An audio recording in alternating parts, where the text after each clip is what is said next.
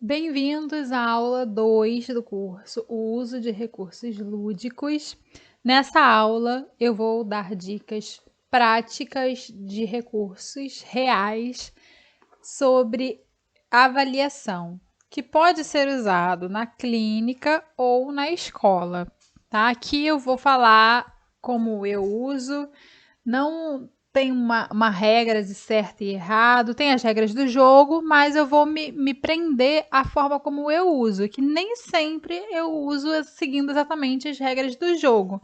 Muitas vezes eu considero, como falei na aula 1, os objetivos que eu tenho com aquele paciente, e aí a partir desses meus objetivos eu vou pegando recursos, às vezes da minha cabeça, né, da minha ideia, e montando uma estratégia de intervenção.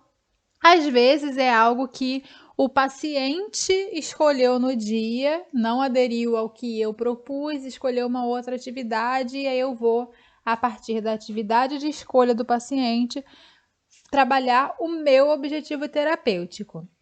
Importante ressaltar que cada avaliação, cada processo de avaliação, ele é montado para cada caso individualmente, segundo a anamnese. Então, no meu caso, no consultório, quando eu atendo alguém, se for menor de idade, eu faço primeiro uma primeira entrevista com o responsável. Se for maior de idade, eu faço uma primeira entrevista com o próprio paciente para entender o contexto, o porquê da busca de ajuda, enfim, o que ele está esperando encontrar ali, quais são os objetivos do paciente, quais são as dificuldades do paciente, as habilidades dele. E aí eu monto a minha proposta de intervenção com os meus objetivos terapêuticos, e isso é individual. Eu monto isso para cada paciente.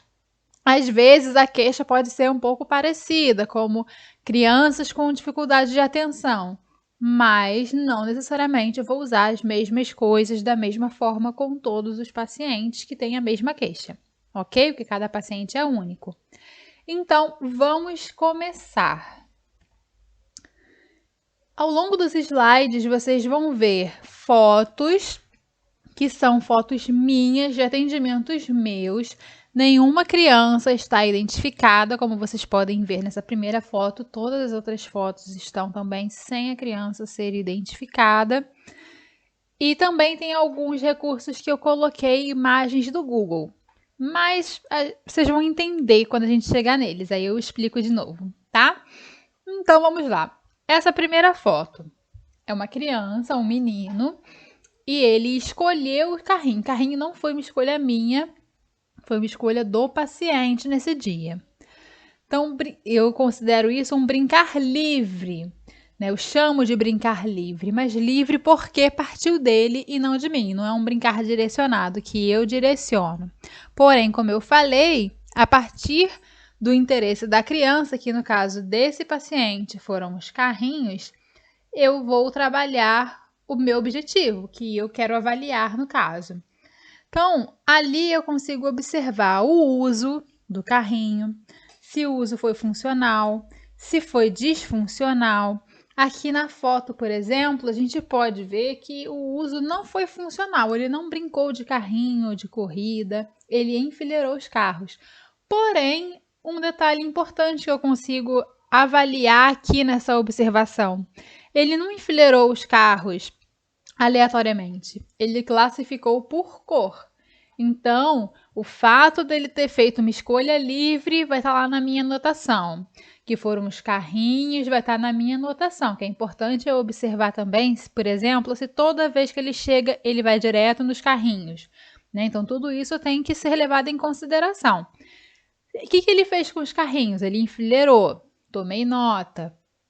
O que padrão que ele seguiu? Ele seguiu algum padrão? Poderia ter sido o tamanho, poderia ter sido a cor, como foi aqui o caso, poderia ter sido carros de funções, né? Por exemplo, bombeiro, polícia, ele poderia ter usado alguns critérios. No caso aqui, ele usou a cor, mas ele poderia também não ter usado nenhum critério, e isso tudo eu tomaria nota para o meu processo de avaliação. Lembrando que aqui nessa aula a gente está falando sobre avaliação.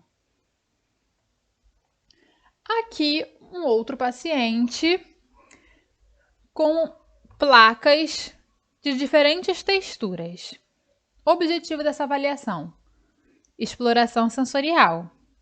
Nesse caso específico dessa atividade, ela faz parte do combo do PEP-R, né? É o kit que eu montei para fazer a avaliação do PEP-R, onde tem esse item a questão da exploração sensorial. E o objetivo dessa parte da avaliação é ver se a criança vai apresentar resistência, aversão, algum tipo de textura, né? Aqui são 4 placas. Em cada placa eu coloquei um tipo diferente de textura. O que ele tá com a mão é tipo camurça. Tem lixa, tem aquele papel corrugado, tem algodão e tem um outro ali que eu fiz uma textura com glitter e alto relevo. Então, qual é o objetivo? É avaliar se ele vai explorar. Então, como que eu apresentei a atividade para ele? Eu apresentei os cartões e perguntei se ele queria. Quer ver? Você quer ver? Você quer encostar? Né? No caso desse paciente, ele foi lá e começou a explorar. Mas tem pacientes que eu preciso eu fazer para ver se ele vai imitar. Enfim, eu preciso ver as possibilidades de cada paciente diante de cada atividade. Aqui um recurso que eu amo, super coringa, que é o quebra-cabeça. Por que eu amo esse recurso e acho ele realmente super coringa? E quem me segue na minha rede social, lá no Instagram, @psi.anacarolinapraca, já vou fazer a propaganda aqui, sabe que eu já postei lá várias vezes falando sobre esse recurso. E é um recurso que eu realmente uso muito, porque ele atinge todas as faixas etárias, tem desde os mais simples para as crianças menores, até os mais complexos para os adultos. Ele é fácil de achar, né? Qualquer loja de brinquedo, algumas papelarias de venda, tem de todos os preços, tem de todos os materiais, de todas as figuras, né? Dá para você montar até em casa, se for o caso, né? Então é ótimo esse recurso. E o que o quebra-cabeça me ajuda na avaliação? Ele me ajuda a avaliar o que a gente chama de teoria da coerência central.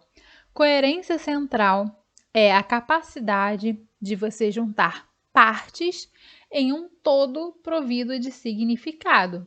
O quebra-cabeça é como se fosse a concretização dessa explicação. O que é o quebra-cabeça? São partes que você monta para formar um todo, uma imagem inteira que vai ter um significado. No caso ali do Pet Shop, mas existem outros, né? De personagens, de paisagens, enfim, de hobbies.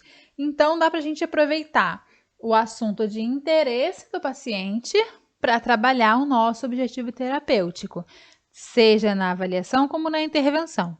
Aqui no caso dessa aula, esse exemplo é de um quebra-cabeça sendo usado na avaliação, para avaliar o desempenho do paciente, da criança, na montagem do quebra-cabeça. Ele consegue procurar direitinho qual é a imagem que está faltando ali para encaixar, ele vai na tentativa e erro, ele usa alguma estratégia específica, ele não usa nenhuma estratégia. Então, tudo isso vai sendo observado e avaliado. Essa imagem, logicamente, não é uma foto, né? Mas é o recurso que eu uso. Essa imagem eu tirei do Google Imagens e fala sobre teoria da mente. Aqui está a imagem inteira do jeito que eu peguei na internet. Porém, quando vou usar com um paciente, ela não tem o nome ali das emoções, né? Não tem escrito, tem só os rostos, né? E com essa imagem, com esse recurso, eu consigo avaliar a questão da teoria da mente. O que é a teoria da mente? É a capacidade de interpretar os estados mentais de terceiros. Então, é você olhar para uma pessoa chorando e entender que ela está triste. Mas, falando assim, parece muito fácil. Mas não é tão fácil assim. E outro dia mesmo estava conversando com um paciente meu sobre isso. Porque não é só você, na vida real, você não passa por alguém chorando, pensa, ah, tá triste, e segue a sua vida. Primeiro, você passa por alguém chorando e você pensa, será que tá triste ou será que é um choro de felicidade? Para depois pensar, tá triste. Essa pessoa, quando fica triste, ela gosta de ser acolhida. Então, a minha atitude perante a tristeza dela vai ser de acolhimento. Ou não, essa pessoa triste gosta de ficar sozinha. Então, vou me afastar. Depois eu vou lá e pergunto se está tudo bem. Então, é uma análise que a gente faz na nossa vida cotidiana para tomada de decisão. Para a gente decidir qual vai ser a nossa atitude diante daquela situação. E é muito importante, então, a gente avaliar, dependendo, obviamente, lá da anamnese, daquela entrevista inicial, se isso for uma suspeita, um objetivo a ser avaliado para depois, então, caso se confirme ser alvo de intervenção, é importante da gente fazer essa avaliação. Eu não uso somente essa imagem. Eu usei essa porque essa tá bem clara e geralmente é a primeira que eu uso para avaliar. Aliás, isso é um ponto importante de falar aqui nessa altura do campeonato. Nenhuma dessas atividades eu uso como uma verdade em si mesmo, interpreto lá o desempenho do paciente e ponto final. Não. Pegando o exemplo dessa aqui, que é o que eu estou falando no momento. Eu vou usar essa a imagem para fazer uma atividade, vou pedir lá para identificar, né? O que você acha que essas pessoas estão sentindo, né? Qual é o nome do sentimento dessas pessoas? E aí depois eu vou tornando mais complexo. E aí, mais para frente, tem um slide que eu botei que é uma parte mais complexa, mas que começa nessa atividade aqui que eu coloquei. Deixa eu ver. É bem o seguinte, já vamos passar para lá então. Né? E a mesma coisa, por exemplo, na anterior. Eu fiz quebra-cabeça, avaliei coerência central, avaliei estratégia, atenção, concentração e ponto. Não, eu fiz quebra-cabeça, propus quebra-cabeça, avaliei tudo isso, depois eu vou reavaliar todos esses pontos com outras atividades que vão exigir essas mesmas habilidades. Ou então, de repente, eu senti que a criança não deu tudo que ela poderia dar, porque ela pode estar num dia ruim também. Então, eu posso propor a mesma atividade, se for o caso, e isso vai do paciente, da sua observação ali com a criança, tá? Eu tô falando muito ao paciente aqui porque é a minha realidade de consultório, mas isso pode ser aplicado na escola também e em diversos outros contextos. Então tá, voltamos aqui a essa imagem da teoria da mente. E depois que eu já fiz várias atividades falando sobre emoções, de reconhecimento de emoções, eu posso passar para esse tipo de atividade. Essas imagens também foram tiradas da internet. Também não são as únicas que eu uso várias histórias em quadrinhos sem fala. E aqui eu consigo avaliar criatividade, teoria da mente, de uma forma mais complexa do que no slide anterior. Por que é mais complexo? Porque eu trabalho não só a leitura das emoções, a interpretação dos estados mentais. Eu também trabalho com a leitura de contextos. Então, geralmente, essa primeira história aqui da Mafalda é a primeira história em quadrinho que eu uso sem fala. Por quê? Para começar, que ela não tem nem balãozinho de fala. É mais para o paciente tentar me explicar o que está acontecendo nessa cena. Ele vai ler o contexto, vai ver as pistas aí sociais e vai tentar me relatar.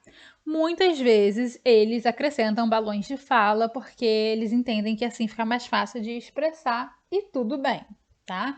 Depois eu passo para histórias curtas. Essa de baixo tem 4 quadrinhos, tem poucos personagens, é de uma leitura um pouco mais fácil. Depois eu vou aumentando a complexidade das informações que a pessoa vai ter que ler, né? Ler os sinais, ler as pistas para poder fazer a atividade. Nesse slide tem uma frase. Meu amigo tem um cachorro pastor alemão que late muito, mas eu não entendo o que ele diz, pois... E a atividade é: continue a história. Com essa atividade, eu consigo avaliar criatividade, fantasia, subjetivação, abstração, muitas coisas, e todas ligadas a essa parte mais abstrata do nosso cérebro. Então, é uma atividade muito valiosa, principalmente para adolescentes e adultos, que às vezes as atividades mais infantis não prendem a atenção deles, né? Então, essa atividade é muito valiosa. Essa frase eu não tirei de lugar nenhum, essa frase eu tirei da minha cabeça. Vocês podem usar essa mesma frase, mas como eu falei anteriormente, eu não uso só essa frase, eu uso 4 frases que eu já criei aqui. Quais são as 4 frases que eu uso sempre essas mesmas 4. Porém, vocês podem criar a frase inicial e pedir para o paciente continuar a história. E aí, obviamente, vai depender do seu objetivo com cada paciente, o início, a história que você quer ver se ele vai contar, a forma como ele vai contar. Nesse caso, como a minha intenção com esse tipo de atividade é trabalhar a criatividade, fantasia, subjetivação e abstração, entre outros, né? Eu coloquei um início de história fantasioso e ambíguo, né? Por que ambíguo? Porque o cachorro, pastor alemão, ele late muito, mas eu não entendo o que ele diz. Será que eu não entendo o que ele diz porque ele late, ele não fala? Ou será que eu não entendo o que ele diz porque ele fala alemão e eu não sei alemão? Então, é uma história bem de fantasia, de solução de problemas e ambíguo. Então, você pode inserir na frase que você for inventar para o seu paciente, você pode inserir os elementos que você quer avaliar naquele paciente específico. E o último slide são 2 frases aqui, 2 ditos populares, mas que eu uso 10 ditos populares. Aqui eu coloquei 2 só para exemplificar.